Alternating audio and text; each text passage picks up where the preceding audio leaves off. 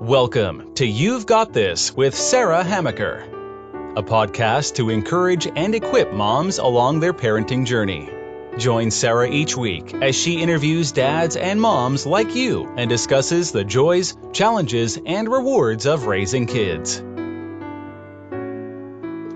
Hi, and welcome to this week's You've Got This. I'm your host, Sarah Hamaker, and I'm glad you joined me. Today I have with me Kerry Rosado. She is a mom of two sons with autism, and they have pets too. We might talk about that later. And she also serves on her local school board, and she works as a technical programming manager at Microsoft. And of course, as most moms are, we are an advocate for diversity, inclusion, and for our kids as well. So I'm delighted to have you with me on the show today, Kerry. Thank you. Today, we always kind of have a loose topic that we talk about. Today, we're going to talk about the importance of self-care for parents, because no matter if you have one kid or 10 kids, and no matter where they fall in the world, it's important, for us to take care of ourselves. And so many times, especially mom is the last one who takes some time for herself. Isn't that right? That's correct. Yeah, why is that? There's that saying, if mama ain't happy, ain't no one happy. I always think if mama doesn't have time for herself, no one is happy. At least in our household, that's how it is. Why is it so hard for us as women to take that time to do self-care? Honestly, from my experience, I think as women, we just have that tendency to be that caregiver. We give so much of ourselves. We give so much to our husbands, our family, our children, even our extended family, our siblings, our parents. We're caring for everybody, and we always tend to put ourselves last. And so I really want to highlight the importance of not putting ourselves last, but still making ourselves a priority as well, along with all the other priorities we have, because it's really important for our mental state of mind, just to stay healthy and happier. And it makes everything just flow better when we take good care of ourselves. Yeah, and I like how you put that. It's not so much that we're trying to do it all. It's more because, a lot of us have that kind of nurturing part of our makeup to want to nurture and help others. And sometimes we forget to turn that, I think, inward, because we don't always recognize that we need nurturing and care as well. Yeah. So it's important. Yeah, it's important to make time for yourself, because in order to take care of others, especially if you have special needs kids or you're caring for your own parents or whatever it is you're doing, if you're not staying healthy, it's going to make everything that you do that much more difficult. So you have to find that balance in your life to be able to do it. So how do you, you mentioned you're a mom with two kids on the autism spectrum, and I have 4 kids, and we just, wow. I know, we just, and we're just fostering a little 3-year-old girl as well. So, no matter how your home life is, I think it's a mental switch that we really have to make first, right? As moms, we really have to go, yes, I need to prioritize some of my needs. How do you balance that? How do you personally kind of make that switch to go, okay, yeah, I need some time, and I need to be prioritized at this time? Well, several things. One, I really believe in an equal partnership. So that means your husband has to also contribute to the household needs, not just working outside the home, but also helping maintain the home as well with chores, caring for the kids. So something I always try to do on a monthly basis is do a mom's night out, where I get together with my friends and we just hang out, and it's just us moms venting about everything we do throughout the month. It's challenging to get a date on the schedule sometimes because we always have things going on, but that really helps. So letting him know in advance I have that event coming up, or we have something I always like to do also is, since I'm not a morning person at all, I'll be honest, I hate waking up early in the morning. So exercise for me in the morning just doesn't work. I tried it and it just doesn't work. So I do it in the evenings at 7:30. I signed up to the YMCA because it's very kid friendly. I take my kids, drop them off at the childcare. I do my workout, bring them back out. We hang out in the pool because they don't close till 9 o'clock for the pool area. And it just works for us. I get a workout. They get the workout. We get to still be together. Mommy's happy. my son won't go around saying mommy's mad, which is his favorite word to say. So yeah, it's just finding that balance that works for you and gaining the support from your family internally and just being creative and finding ways to fit in into your schedule. And other things that I've done when I don't have time to go to the gym is I just pull out my laptop, find a YouTube video, and just get in the living room and do a workout. Yeah. And right there in front of my husband, and he enjoys it. So he's watching me work out, and I get to do what I need to do. So I mean, if you're on a budget too, and you can't afford a gym membership, do that, or just go out for a walk with a friend or a neighbor, whatever it takes. Just make that time.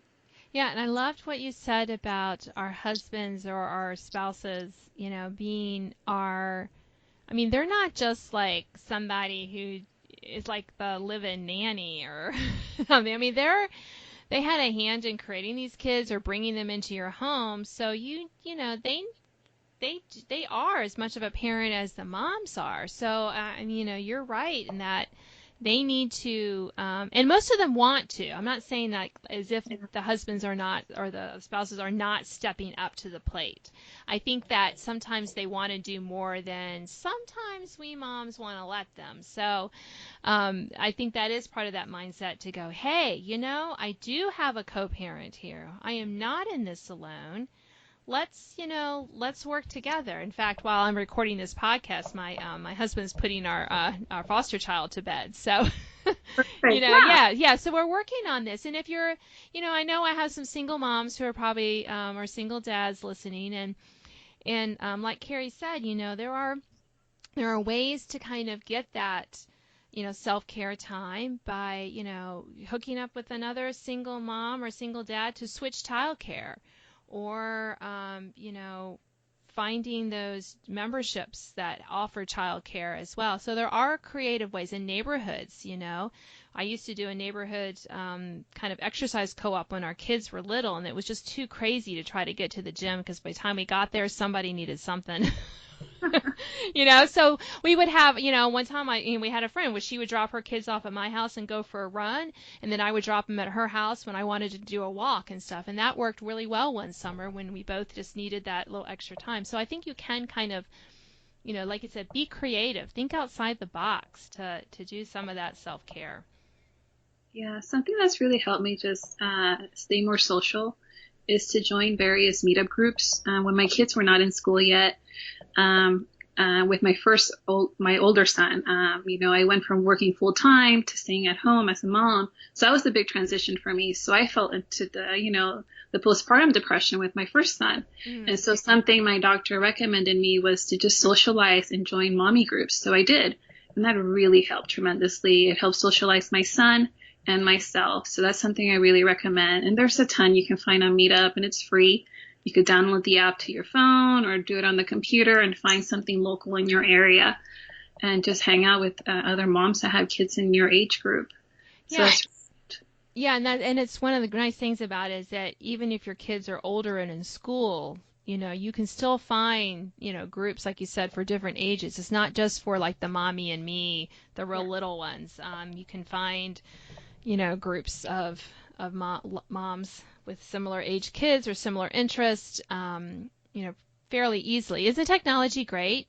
It used to be you had to kind of wander the neighborhood and go, hey, what do you do? Exactly. It's at your fingertips. Yeah. Yeah. I remember my mom used to have like bridge groups and stuff like that. I'm thinking, well, I'm sure they have those now, but you can just find them on, on the internet and probably find, very specific areas of interest. One of the things that I often encourage moms to do is to, make sure that they're feeding kind of not just their exercise and that sort of thing and socialize, but also feeding their creativity. Because I think that is so important for us to have some sort of creative outlet, whatever that may look like, a hobby, a little side business or, whatever you want to do, but just that feeding of that kind of creativity that we all have in us. I agree. Two of my major hobbies are running marathons. So I actually joined two running groups. One of those is exclusively for women, which is really nice. And I've also, I like to dance, but I like to do performance dancing. So I like to perform in an audience. So every year I do a San Francisco Carnival in May. And so it requires me to dedicate time for rehearsals. So it requires me to kind of balance my time with my husband, make sure he's available to watch the kids so I can attend rehearsals. So yeah, definitely follow your passion. I want to highlight Meetup. It's a great way to find, it's like finding a club of things that you can relate to. So, I mean, other people, you might be into painting, paint nights. That's a great outlet as well. So that's something I highly recommend too. So yeah. And your local library. I mean, I'm always walking there and I'm always seeing notices for different, like they have knitting at the library now. And I was like, oh, I didn't know that. So yeah, so if you don't want to download another app, there are old school ways to find your groups. So definitely do that. And I love that you kind of, bring your husband, kind of on board with, with helping you with your training and things like that, because, and by extension, your kids are kind of on board as well. I know that, my kids know I'm a writer as well, and so I have different writers meetings. And when they were younger, they used to get kind of excited. They're like, "Oh, mommy's going to her writers meeting." It's just kind of funny. And so they would have special, I would give them quote special things to do, just help dad. I said, you need to help your dad get you ready for bed, right?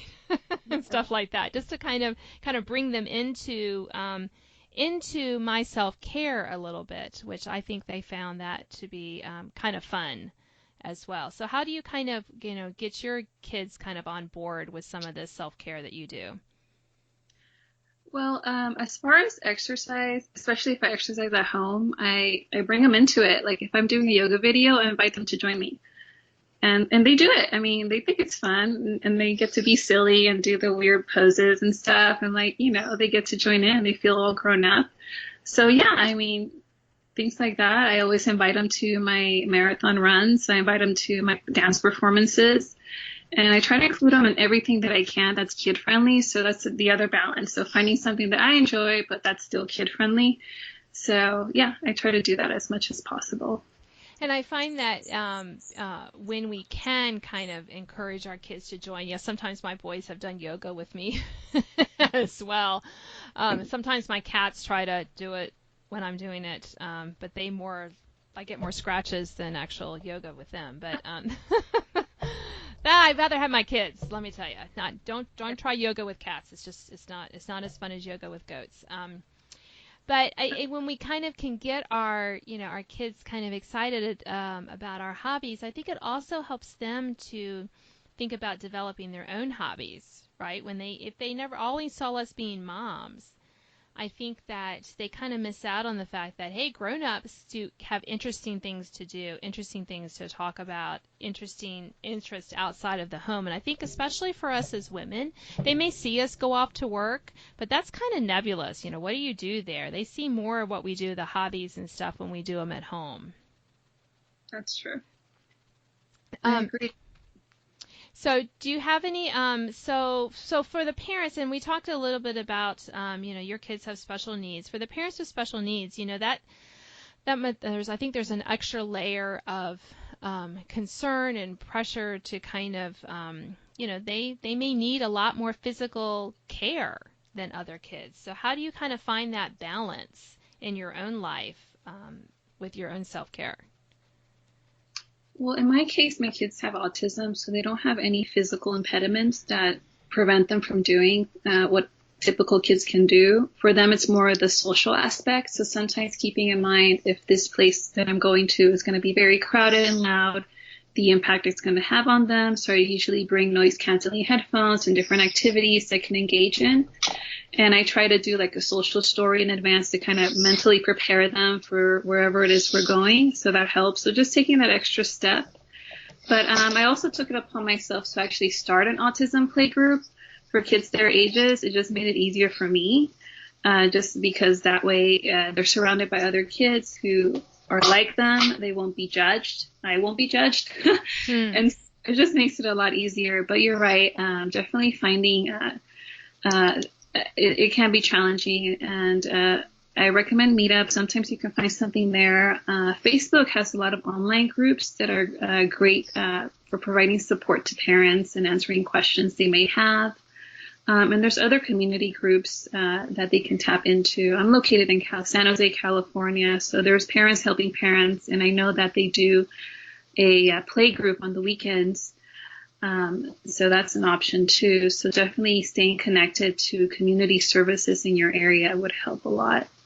Yeah, and and again, you can find out a lot of those online, which just makes it so much easier to connect with parents of kids, either your kids' ages or kids who have certain types of disabilities or diagnosis. Because you're right, it can help to be more relaxing to be with parents who kind of get it when your kid maybe doesn't act exactly the way other kids his or her age act.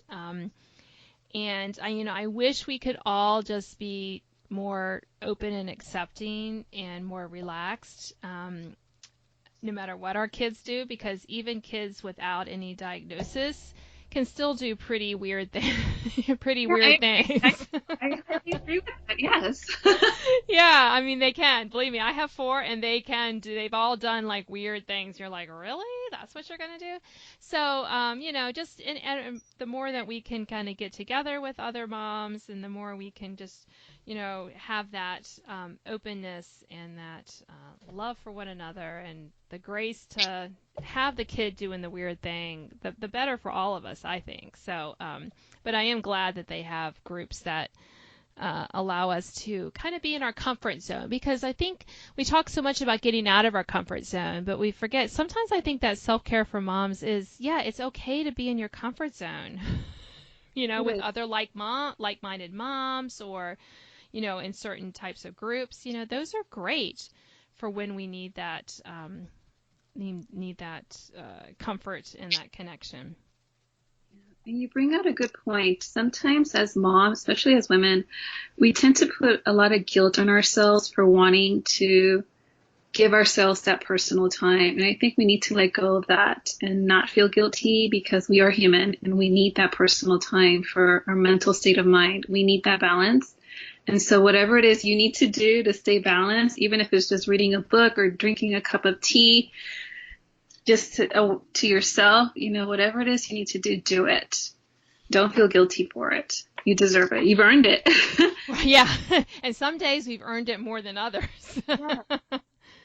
Yeah. And the other thing, we're almost at the end of our time, but the other thing that I love that you mentioned is that we do it not because we need it, but we also do it because it does make us better moms. It's not just about making us, because when we're better selves, we're better moms.